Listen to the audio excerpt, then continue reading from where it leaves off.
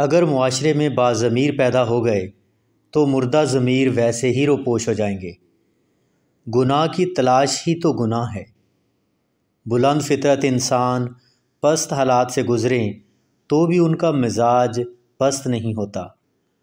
وہ وقت دور نہیں جب یہ وقت ختم ہو جائے گا۔ اقتدار والے صادق ہو جائیں تو ہر طرف صداقت ہی صداقت ہو جائے گی۔ اگر عالی ظرفوں کو عالی مرتبہ بنا دیا جائے تو منزل مل جاتی ہے۔ ظاہر ضروری نہیں کہ باطن کا عکس ہو۔ خالق کے خیال کو چھوڑ کر مخلوق کے خیال میں گم ہونے والا انسان دین و دنیا کے خسارے میں رہتا ہے۔